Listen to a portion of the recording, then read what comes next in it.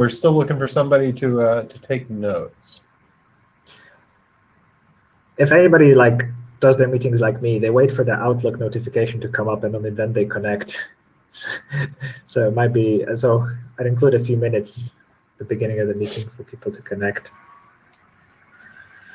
Well, we're up to 31 participants here, so we're going pretty quick. I haven't looked to see how many people total are registered for IETF this time around.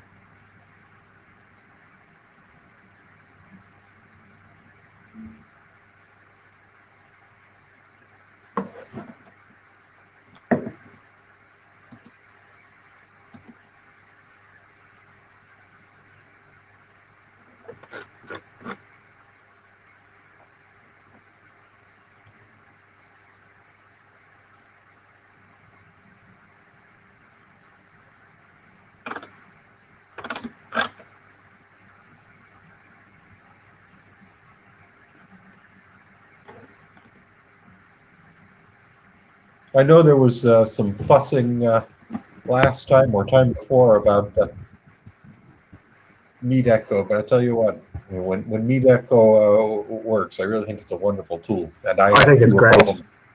People did. Yeah. Thanks, Robin, for volunteering to be Jabber Scribe.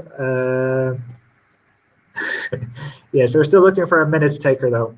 Today's meeting is shorter than usual, so it should be an easier job than usual.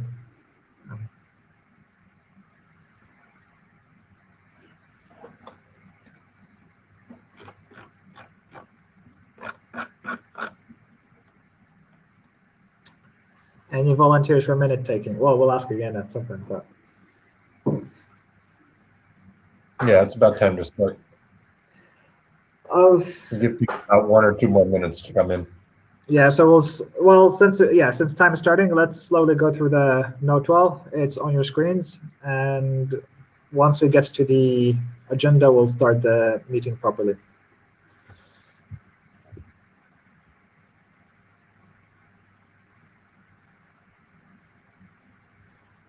So the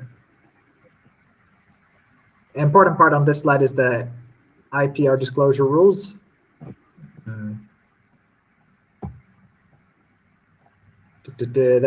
Everything in these meetings can be made public, and that we will all be respectful.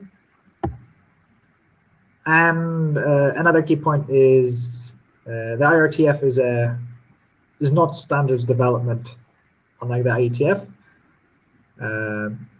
We can publish IFCs, but more important, our role is to encourage collaborations rather than think about standards.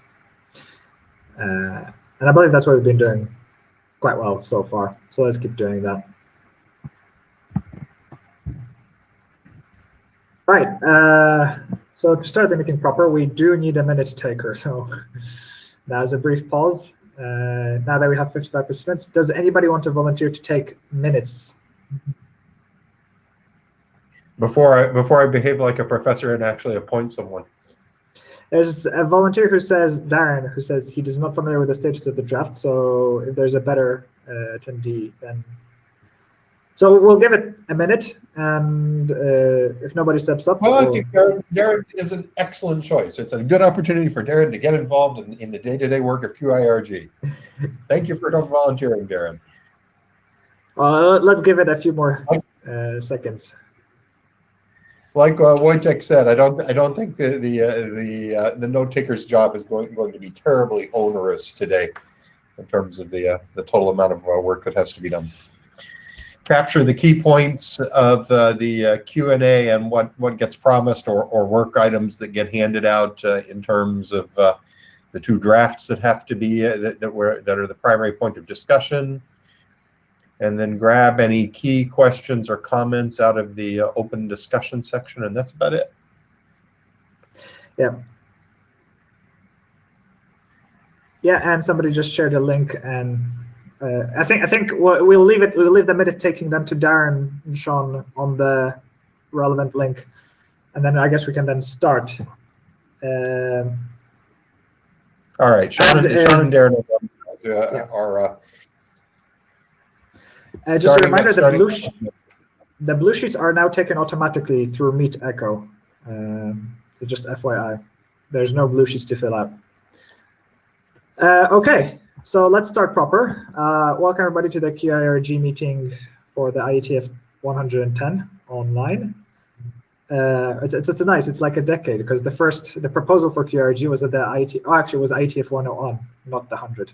So it's not a decade. 10 IETF meetings yet. Okay. What's the agenda for today? 5 minutes just to get things sorted. Then we have 2 drafts which we're going to go update through. I believe there's quite a few significant changes for the use case draft, so I'm looking quite forward to hearing from Chonggang on those. There were not as many updates for the principles draft, and hopefully we're nearing the end for both. And we're also going to have a discussion group around a paper that Rodney posted on the mailing list about a development roadmap for quantum interconnects. So if somebody feels lost during the draft discussion, it might be a good chance to catch up at least on the paper to participate in the discussion group. And then a bit of an open floor. We've got a few discussion points, at least I have one I want to suggest. The current document status is that there's 2 active drafts. They're slowly converging.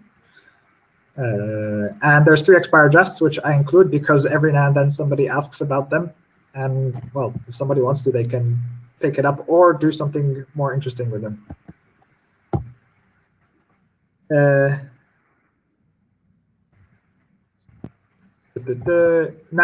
I want to make one announcement. So one thing that Rod and I agreed at some point is that we'd also like to emphasize the educational and aspect of the QIRG. And for that reason, we will be running some QIRG seminars where we invite a speaker to give a talk and open the floor later to questions. We'll be organizing that between the actual IETF face-to-face meetings to kind of allow us to really just focus on that one seminar. And the first one is happening actually in 2 weeks' time, exactly 2 weeks' time. The speaker will be Mehdi Namazi, who is the Chief Science Officer of QNECT. QNECT is a startup out of Stony Brook University working on quantum repeaters.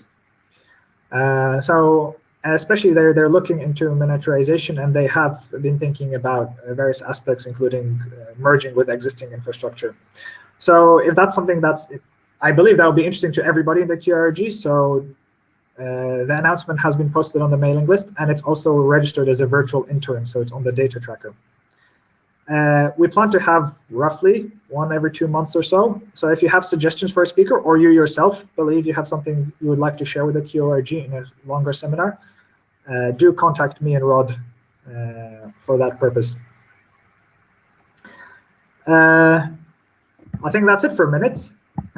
So the first agenda point was we'll hand over to Rod. Yes, sorry. One thing. So while you were running through this intro stuff, Kiriti joined the queue briefly. I'm not sure if they want to say something. I have a meta comment at this point. Yeah, go ahead. Let's see. How do I enable you? I'm enabled, I think. Okay. Can you hear me? Yes. So, yeah, one of the expired drafts, the one on QIRG Advent, I think we called it, is possibly going to come alive in the next few months. I've just joined the Marquee, the Mid-Atlantic Research Quantum Internet, or something like that, as an advisor. And if they feel that that's something interesting, I would revive the draft. Sounds great. Great. Looking forward to it. Yeah, great. Thank you.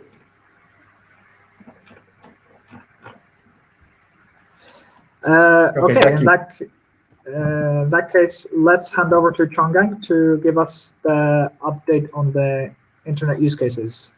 Let me stop sharing my screen, and I'll grant screen to.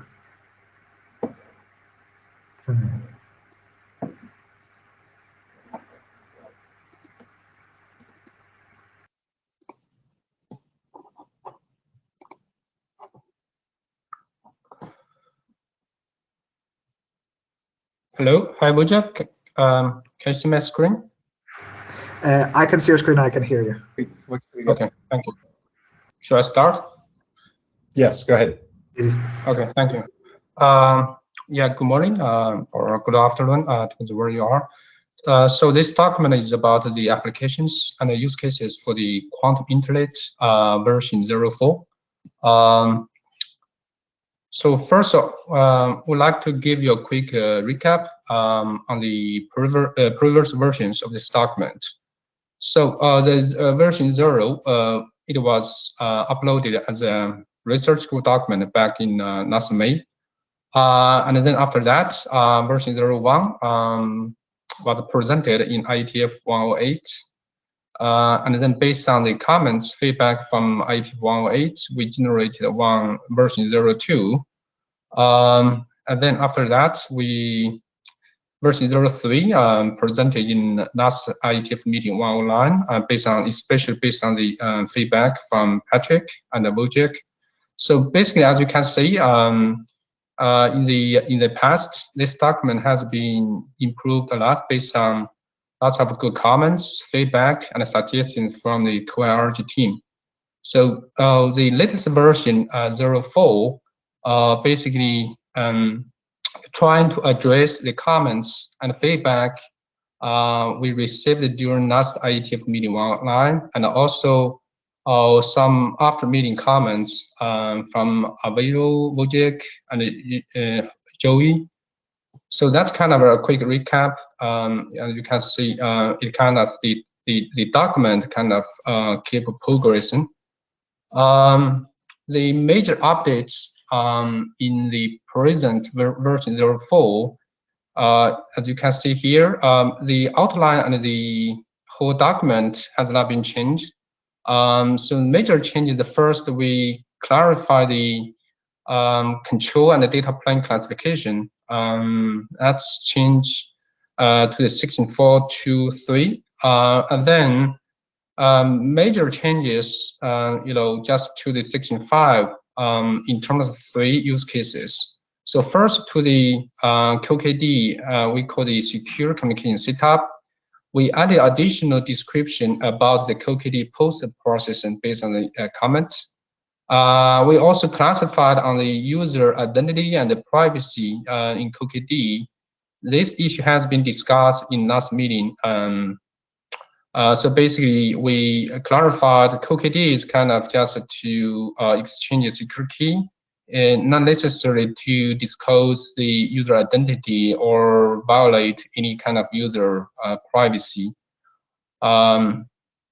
And then for the section 5.2, secure quantum computing with privacy preservation.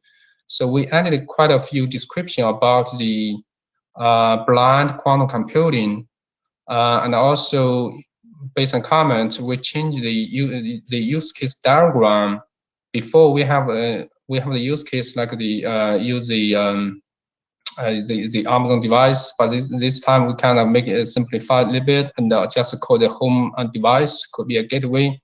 It wants to delegate the quantum computing from the gateway to some quantum computers in the cloud, for example. That changes to the 5.2. And then the 5.3 distributed quantum computing basically added more description, because in general, distributed quantum computing could be in 2 forms or 2 types. The first type is the quantum assisted or quantum aided distributed computing, which means still it is a classic computing, but we use a quantum mechanism like the entanglement to improve the classic computing. That's one type. The second type is, the quantum computers, they are distributed in different places. And then for this scenario, we call the second type. That's kind of the focus in 5.3. And then based on that, we added some clarification. Yeah, and then because of those kind of updates, we have kind of adopted a little bit more references, and some older references have been updated. Basically, quite a few new references have been added to the document. That's and then by the way, all this kind of major updates they have been posted in the mailing list. And then I got a confirmation from the people who made the comment. So for the next step, so we feel the version content of version 4 is stable now because it has addressed the discussion and comments from last meeting and also after last meeting. Basically, it has addressed all these kind of comments. So for the next step, we were wondering, and our goal is to ask the team and towards the research group last call, because we feel, as I mentioned, the comments from the preparation has been addressed, and this document has been discussed quite a few times in each past IETF meetings. But of course, at any time moment, we need to get comments and feedback from the QIRG team, so we can continue to improve the document. That concludes my presentation today for this application and use case document. Happy to take any question or comments.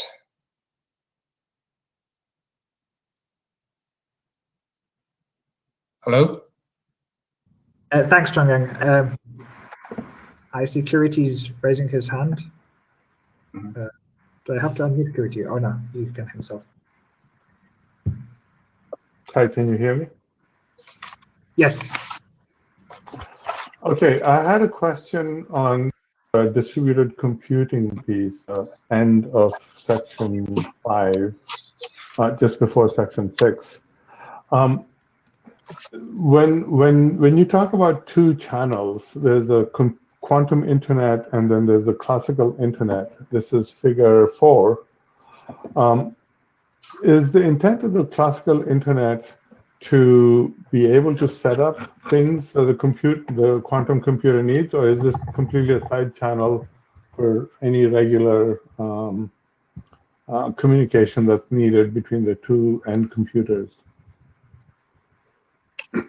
Yes, that's a good question. I guess for this figure, the goal is, like you mentioned, first goal is to to correlate this quantum computer A and quantum computer B in order to set up the system, enable, and also both computers may exchange some the computation results. That's kind of the major goal. But of course, the second goal is if there is any need between two quantum computers for classical communications, this classical internet providing the classical channels could serve that purpose as well. Okay, so in a way, the classical channel is a control plane for the quantum computers to say, here's what I have, here's my capabilities. Because in doing the Advent draft, we were thinking of a parallel classical channel over which you exchange properties of your quantum system and maybe initiate entanglement or understand how to distill the entanglement to a better entanglement, stuff like that. So you do that over the classical channel. So figure 5, figure 4 is an instantiation of such a system, or could be used as an instantiation of such a system. I think yes. My answer is yes. I think it could be used for that purpose. But because this document is kind of the use case application, we were trying not to touch too deep on the technology, because as you said, the entire distribution actually, as the chair's slide shows, there is a separate document talking about how to do that. But here, definitely, this classical internet could be used for that purpose. Yeah. Okay, thanks. I see the ID van meter QIRG quantum connection setup. Maybe I have to go read that first and understand better. But thank you. Yeah, thank you. Thank you for a good question. Yeah.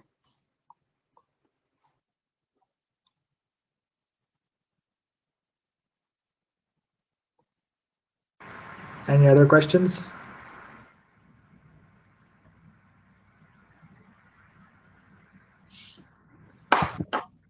I have a question.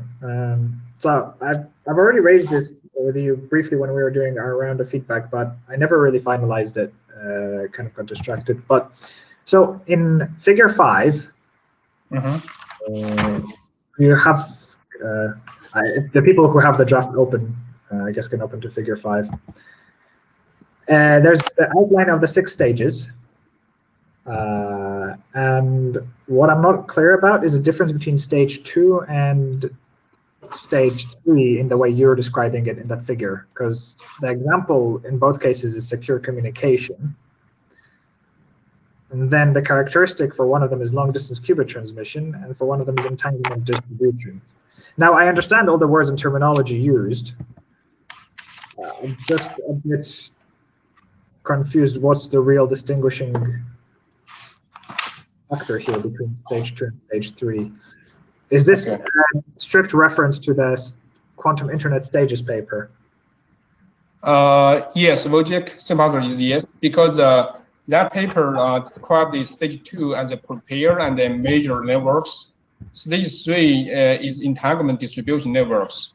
So correspondingly, we were trying to see here, the stage 2, the application could be just a long distance qubit transmission for the QKD without using any kind of entanglement related technologies.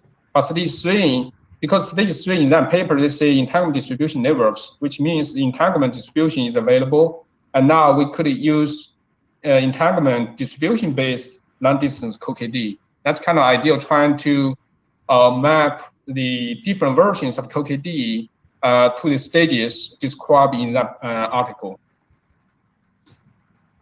Yes, right. So, I think everything from stage 3 onwards is clear. So from entanglement distribution onwards, I think that's clear.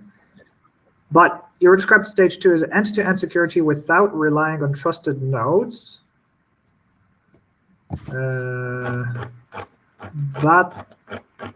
Is that actually stage 2 as described in the paper?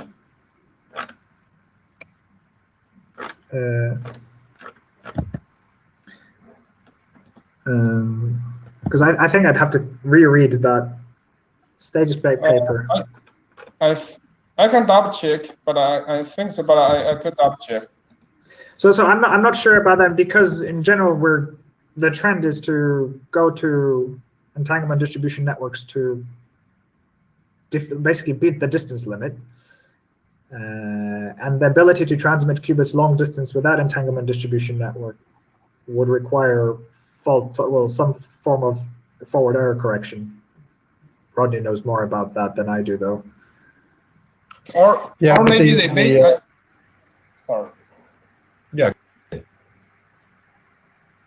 I guess the major difference between stage 2 and stage 3 is with entanglement or without entanglement. Maybe I could, in stage 2, I could, revise that sentence: end-to-end security without using entanglement, instead of without relying on trusted nodes. Would that be more clear, or? I think the issue I'm having is with the distance, not the security. Okay. But there is also a security implication. So I'll tell you what, I don't know if we have time right now to say more. I'll read into that stage 2 versus stage 3, but that's, of all the things in the draft, that's the only thing that I've picked up on lately. So otherwise, I like the changes so far. And I'll let Rodney say whatever he was going to say. Okay. I was just going to comment that as valuable and important as Stephanie's roadmap document is, that description of the stages, it's written in pretty terse technical terms in the science paper, and so having an interpretation of that that's more accessible to people in the IETF, IRTF community, I think that's a really valuable contribution of this draft. So I'm actually sort of tempted to ask for this to actually be, this particular section of it to actually be lengthened a little bit, because I think it's actually one of the valuable things that it contributes, to sort of bridge those two communities together. Okay. So Wojtek, that's a personal comment based on the content rather than a request from the chair. I do think it's also I think my opinion is the documents reached the stage where it's ready for a really hard critical reading from both experts and non-experts, to see that it's actually that what's written is actually correct, but also that it carries the message well to people who are non-experts. So when we're ready to say this is ready for last call, I think it means we actually do need to have the one round of pretty serious reading on it from everyone. Kiriti was saying something. Yeah, my naive interpretation of stage 2 and stage 3 is stage 2 is one hop and stage 3 is multi-hop, using entanglement exchange. So to your point about distance, if I can't get there in one hop, I might have to do something in the middle and then keep going. I don't know if quantum really works like that, but that's my naive reading of this.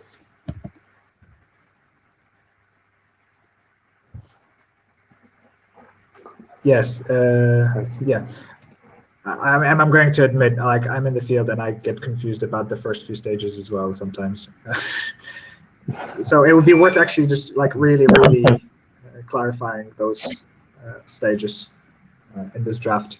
It will benefit. I think. There's a comment from Robin in the Jabber chat. Actually, isn't stage 2 there to accommodate long distance via quantum state exchange mechanism based on bell pairs, as I recall? That and then followed up with be, a described what I'm just thinking of. Yeah. So that would be entanglement based. Yeah. Distribution. Yeah. Thanks. Yeah. I would have to go back and look at the exact definition in the paper to say for certain, but yeah. Right. Well, time's up. We can return to us in the open floor if we don't have anything to discuss in the open floor. Thanks, Chonggang. I think that the way forward is to focus on these stages and really make sure we're not. Well, basically, there's some confusion here going on. It would be worth clarifying. But otherwise, I kind of agree that it's converging slowly. Yeah. So the one other final comment that I wanted to make for it, and this is actually, I think, an appropriate thing to say as chair, is that now that both documents are getting close to final call on this, personally, since I've been much more involved in Wojtek's document, I have a better understanding of that. I'm actually pretty comfortable with the terminology that's in it. So one of the things we do when we read Chonggang's for final reading is to make sure that the terminology meshes well with what's in the architectural principles document. Right. Great. And Kiriti's volunteered to read the use case draft as a non-expert. So good. Thanks. Awesome. All right. We do need to move on. Yeah, Rodney, can you chair the next section? Yes. So the next one that's up is actually Wojtek's own draft on architectural principles for the quantum internet. And let's see, it's 57 after right now by my time, but this is the other main item on the agenda. So we said 10 to 15 minutes, but if this one runs 20, I think that's okay, Jim. I'd be careful because we still want 15 minutes for the discussion group you want to have. So, and we only have 1 hour today. Yeah. Well, I do want to cover that because I think people will get something out of it. But this document's at the stage where well, I'll just get started rather than using more time.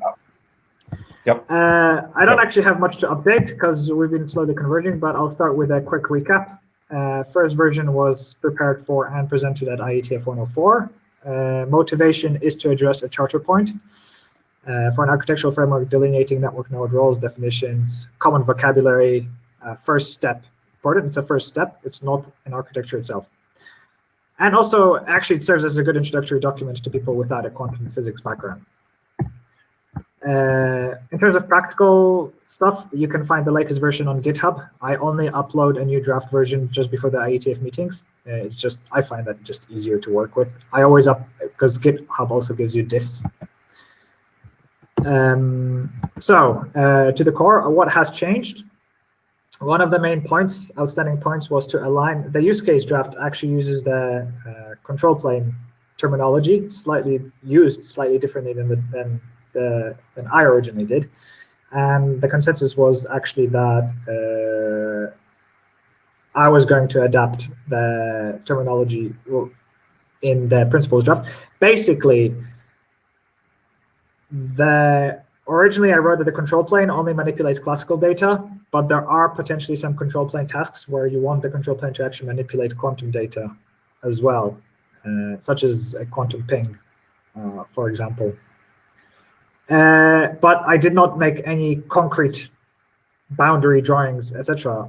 Because that's not the purpose of the document, and nobody wants to go in that direction in this document. So it's merely just opening the possibility. Rodney also has sent a bunch of feedback. It's accounted for. You raised some concerns if the document is consistent with some uncommon proposals for quantum internet, which includes quantum internet by cargo ship. And well, my stance is, which I did show in the mailing list, is that even if they're not 100% compatible, I don't think that's an issue because we're not publishing a standard. And if there's an evolution or deviation down the road from the principles, I think that's okay, and that's just the nature of research. And I mean, this is just a starting point, not the end point. And that's actually it. Are we ready? There's, as far as my current to-do list for this draft is actually just order the references, and otherwise, other than that, I'd basically say it's done and ready to go to the next step.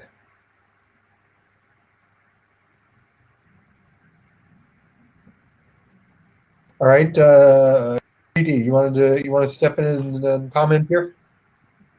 Yeah, on the previous slide, when Wojtek talked about not 100% consistent, are you saying that the document is not consistent with some, or that describes some uncommon proposals? Because I would like the terminology to be consistent, but you know, if you describe. No. So this is more like looking forward. I at the moment, I should have clarified. At the moment, I do not see anything inconsistent. I myself, and nobody has raised any inconsistencies. Rodney just mentioned that there's some uncommon proposals which somebody needs to have a closer look at. At the moment, I don't see anything inconsistent. Ultimately, I had a look at the cargo ship, for example, one, and the quantum internet by cargo ship, I felt was basically falls under all the terminology we use in the draft. I did not feel like I'd have to add anything to make it align with the cargo ship proposal, for example. There was other concern was about the all optical quantum repeaters, but I'm not an expert on that, so I cannot talk about that. Yeah, we're actually doing research on the all optical ones, but there's still various aspects of actually using the all optical ones that I haven't fully wrapped my head around how much it changes the network architecture. So I can't say what we've got. Yeah, and ultimately we don't propose a network architecture in this document. Yeah. So when I say hundreds. If somebody comes in the future and says, here's this brand new technology of a quantum repeater that we didn't fully understand today, I think that would just require new work rather than making sure we account for every possibility that's going to come our way in the future. Yeah, I'm okay with that. But no, at the moment, I do not see compatibility, which is anything that currently exists and I am aware of.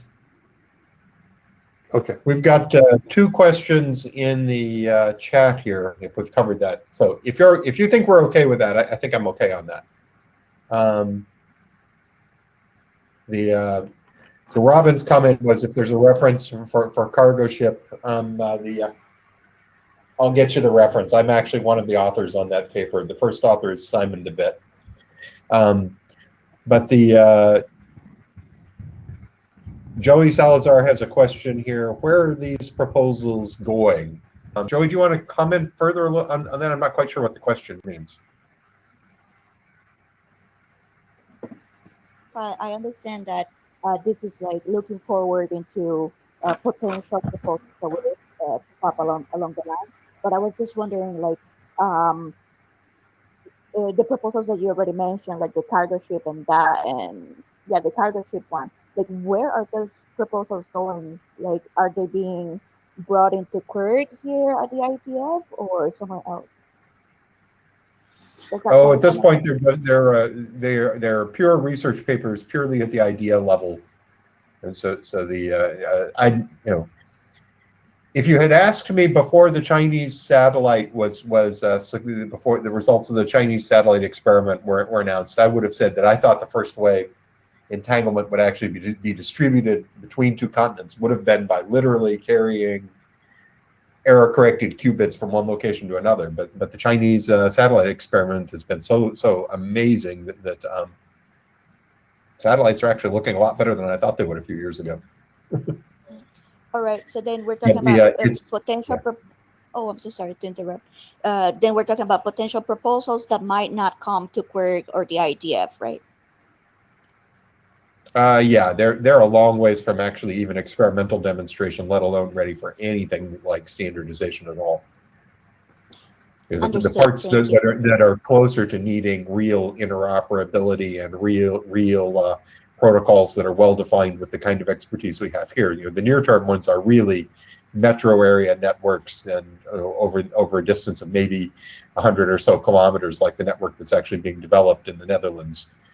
But as laying out an architecture or at least even architectural principles, we want something that's going to continue to work for us for as long as we possibly can.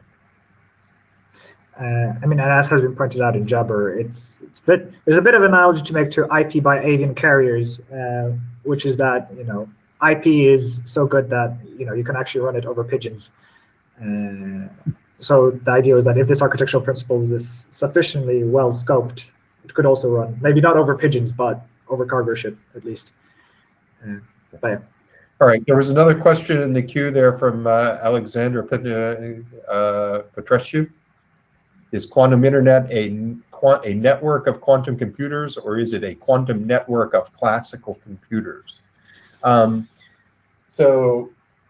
Wojtek, you're the author. You want to answer that one? I'd say actually, originally I'd say quantum computers, but there is a bit of a caveat to saying just quantum computers. Yes, in principle, in the future, we want to it's meant to be a connection of quantum computers with each other via quantum means, so they can exchange qubits with each other, rather than 2 quantum computers connected by a classical internet. That's the key differentiator. As we're not talking about 2 quantum computers communicating classically. We're talking about quantum computers communicating using quantum mechanics. But in terms of classical computers connected by quantum internet, that one could actually call it that because, for example, QKD, quantum key distribution, does not actually need a very sophisticated terminal. In fact, you can actually build quantum key distribution using just a photon emitter, without a quantum memory. And there are startups, for example, in the UK, who are building them in a form factor of a PCI card. So something that you can actually insert into a classical device. But you obviously would need to connect it to fiber, but the point remains, it is actually a card you could potentially insert there. The startup is KETS. But if you want more details about why we only need an emitter, if you look at the recording from the previous IETF meeting, there's a talk by Josh Slater about MDI QKD, where which is actually built around the idea that you only emit photons from the endpoints. So it could basically be just a PCI card you plug into your classical computer. But more sophisticated ones will require quantum computers connected via quantum entanglements to each other. One of the areas where I think you have a look at it. Sorry, go ahead. Who was that? Yeah. This is Alexander Petrescu. Thank you for the reply. Yes, I will look at the recording that you indicated. And thank you for and that quantum internet would probably be both options that we discussed, both a quantum communications classical computers, but also maybe regular channel connections between quantum computers. The doubt I have, why is about this network might have a particular meaning. Quantum before this internet, then, I don't know. Yeah. Okay, I will look at this in more detail to understand better here. Thank you for the explanation. So the one comment I would add to that is that so the quantum internet will provide a particular service. It will provide end-to-end entanglement, and how that gets used, QKD is one of the applications. But whatever service the quantum internet is providing will get integrated into a larger information system of some sort. And the way most of us perceive that larger information system will be through some sort of classical service that's a wrapper around it at least, and even the quantum part may be just something small. But the interfaces for how the quantum services get integrated into the classical internet is one of those things where I guarantee you there is not enough work going on in the world on that topic. And that's one of the places we want to get to with QIRG, is providing the work on that particular topic. So that's why the expertise of this community matters in building these things. Yes, and since we're almost out of time for this, it seems that most feedback is actually questions now. So does that mean we're ready for an RG last call? My own opinion as a co-author of this is that I think the document's really pretty much ready. I would love to have Sean Turner and other people like that read it and give their feedback. People who have written a number of RFCs to see whether or not they feel like it's at the right level. Now that we feel like the technical content is there, does it have sort of the right characteristics so that it helps people in the right way? Speaking more as a co-author, I think it's ready. So what I'll do is, rather than I'll post it to the mailing list with an explicit suggestion, please read, so that before the next meeting, before even the next meeting, we have already a question of whether it's ready for last call, so that hopefully the next meeting it's getting finalized, not. Well, my opinion is this one is ready for us to say, here at today's meeting, it's ready for us to say, last call, you have 2 weeks or 4 weeks to read it and give comments, and then after that, we're going to push it to IRSG. Okay, so what do we do now? Do we do some kind of consensus voting, or? I don't think we need anything like that. I think we just need to give everybody the opportunity to make their last. Yeah. We'll post it to the mailing list then. So we should pick a time frame, 2 weeks or 4 weeks or something, for people to give their final rounds of feedback and say, unless there's anything critical that comes up as of this date, this many weeks from now, we plan to push it to IRSG for their review. Yakov points out that there is a show of hands tool if we want to use it. That's actually a good idea. Let's see. I have not used the show of hands tool before as a chair, so let's see. How do we run that? Show of hands for people who think this is ready to go to last call. Let's see. Show of hands tool. Start session. There we go. A new virtual hands session has started. Yeah, there we go. Okay, so people can actually raise their hand if they think it's Well, let's see. So Sean says the question would be who will review in the next 4 weeks. I wanted to do first. Let's do the question of do you think this is ready for us to actually push it back out and make a last call for it? My opinion is that we're ready to ask for last call on the mailing list for within the working group. There's 7 or so. Well, I was looking for the tool. You have to click in the top right corner. Yeah. Let's see. So far there are about 8 people, and let's see. So there's raise hand and do not raise hand, and so far we are at. Well, we briefly had somebody who was at do not raise hand, but I guess they switched to raise hand. So if you think it's not ready for internal research group last call, click do not raise hand. If you think it is ready, click raise hand. And we've had somebody's toggling sort of back and forth there. A couple of people are. All right. Sean and Joey point out that last calls for reviews are usually 2 weeks. We've got 1 or 2 people who don't feel like it's quite ready for last call yet. All right, I'm going to end this because this is just sort of an informal level of thing anyway here at this point. Let's see. All right, so if you think it's not yet ready for a working group last call, that means it's incumbent on you to tell us why. So what is it that you think needs to be done before you're ready to send it around for a last review? So whilst we do that, I suggest we move that to the mailing list because we're now 15 minutes left, so we won't actually have time for an open floor. So I suggest we just move to the discussion group. So I'll say this. Let's see. We'll give people 48 hours to say on the mailing list. You know, the people who stuck their hands up. 48 hours to post what your major concerns are on the QIRG mailing list, and in 48 hours, if we haven't seen any major work that needs to be done for it, we'll issue a 2-week last call from inside of the research the RG. Okay. Sound reasonable?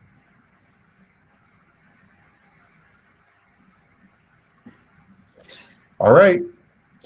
Let's see. So the last thing, there are a couple of comments coming in through the chat there. Let's take those either offline or to the mailing list, or continue the discussion there in the group. Let's see. Oh, that can continue, Jabber. I suggest you just start the discussion group as. Yeah.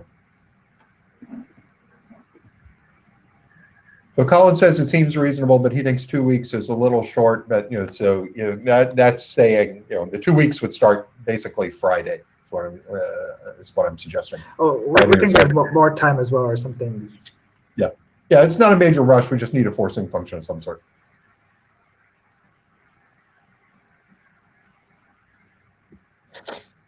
All right, let's see. Go for Shift it. to the last.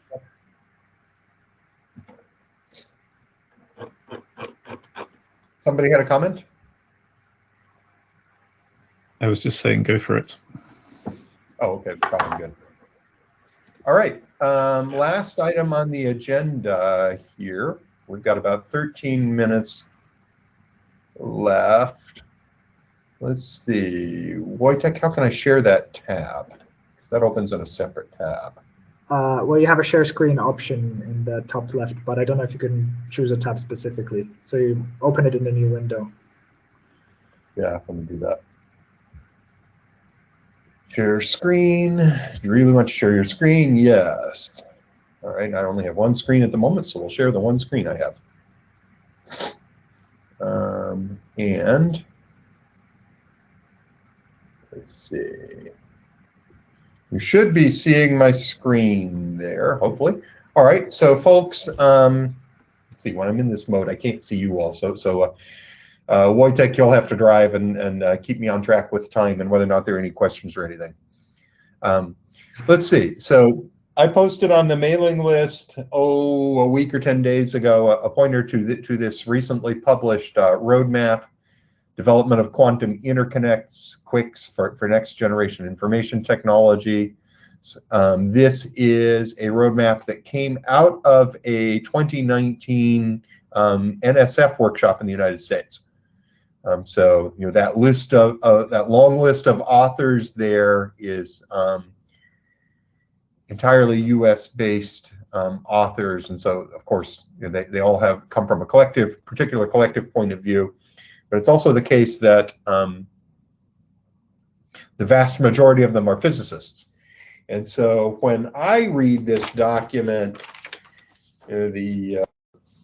I think it does a really outstanding job at covering what the state of the components is.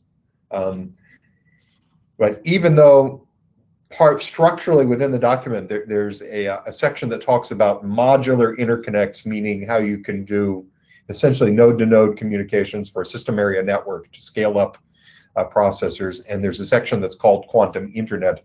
There's really what I think of, for QIRG purposes, I think there's actually very little on what we would think of as networking for people in this community. There is a really valuable set of tables of milestones in technology. That's the set of appendices. So if you are particularly interested, I really encourage you to take a look at the document, in particular to go through the appendices. But I don't want to, I'm not going to read you the document or anything. What I wanted to do was to introduce the document very briefly, and then give people a chance to ask questions on it, or to even to think out loud about how this can potentially influence what we're doing inside of QIRG. So comments, questions, complaints, criticisms.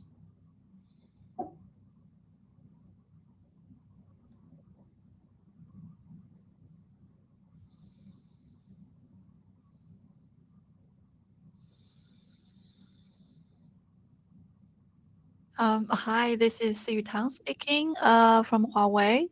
It is my first time to attend the QIRG discussion, and thank you very much for referencing the paper.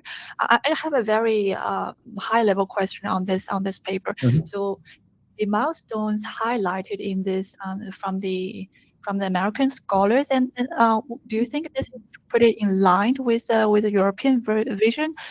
My feeling is that I thought that European advances in quantum communication is already a bit far, a bit further than the milestones highlighted in the paper. What do you think? That's a good question. Certainly, some of the very most advanced actual experimental work is taking place in Europe, in Vienna and Delft and other places.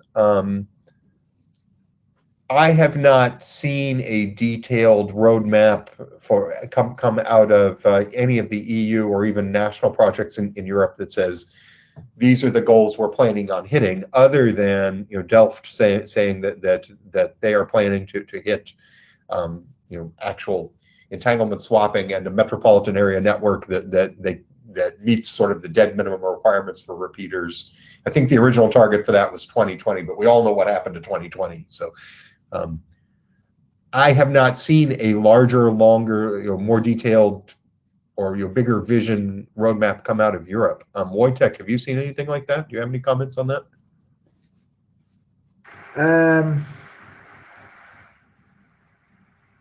Not really. There's different plans and roadmaps. There's some that are QKD specific. There's some that are non-QKD specific. For quantum repeater specific ones, then no.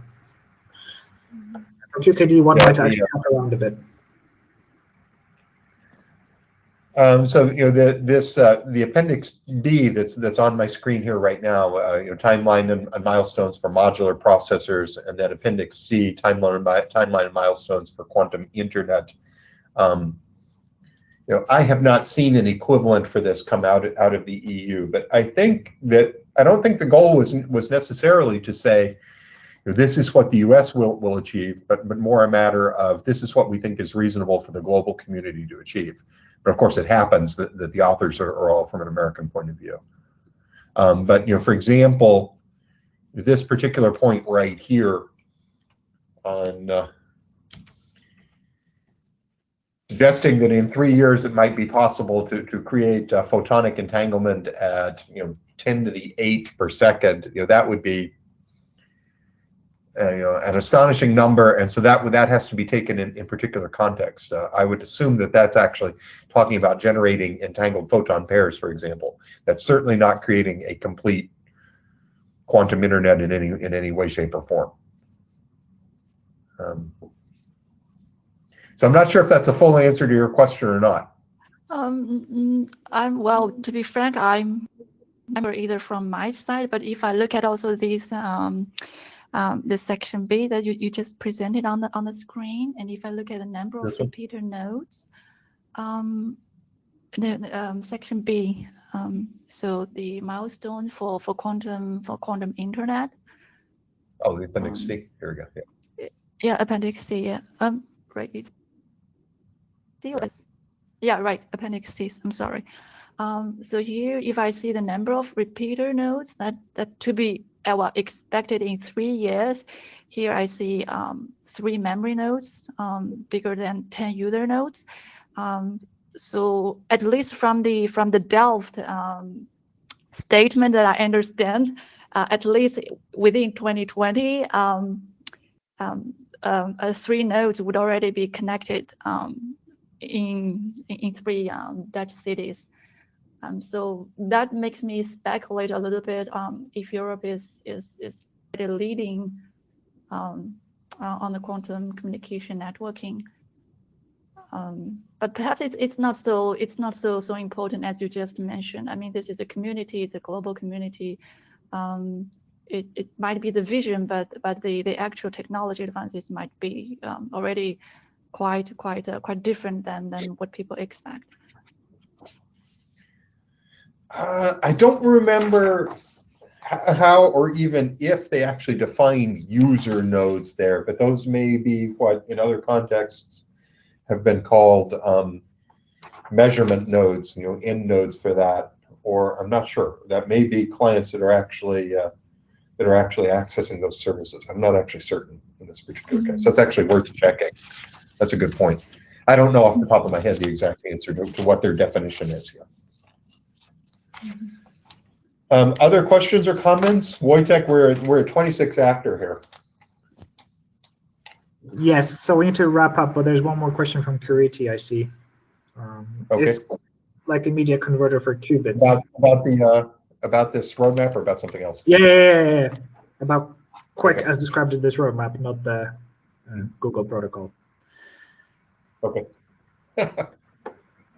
So the question is QUIC like a media converter for qubits? Is QUIC like a media converter for qubits? In this context, so they titled this quantum interconnects, but they really mean any sort of internode communication mechanism here. So including both what I would call a system area network, or other people would call like a supercomputing interconnect or something, the interconnect for a scalable large number of nodes, and also wide area networks. So they're covering both in this roadmap.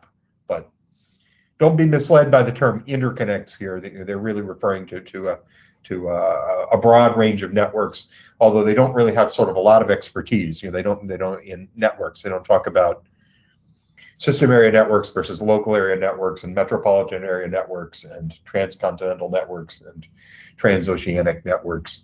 That's not covered in here. There will be other roadmaps coming out. I'm certain. I have heard of multiple road mapping efforts that are actually in place right now, that are actually going on right now.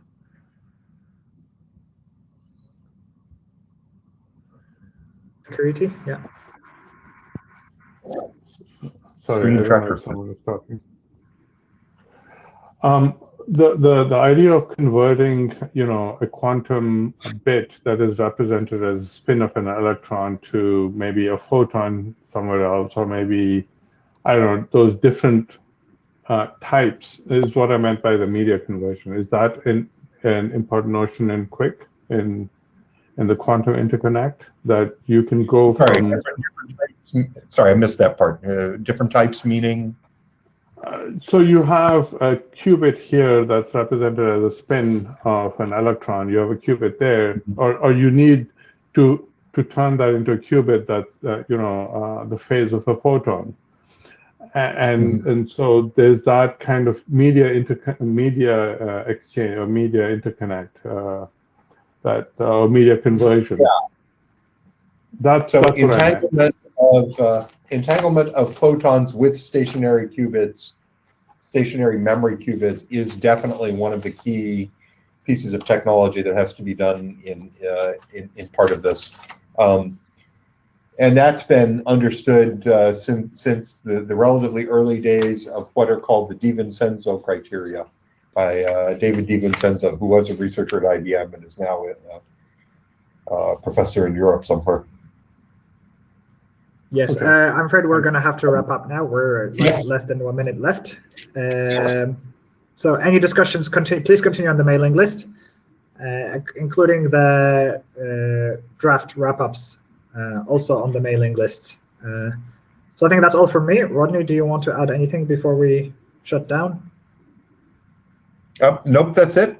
Thank you all for being here. There are many other fun things going on, so we'll see you all on the mailing list. And barring any major objections, come Friday, Wojtek and I will start a 2-week last call for the architecture draft, and the use case one will be probably not very far behind that.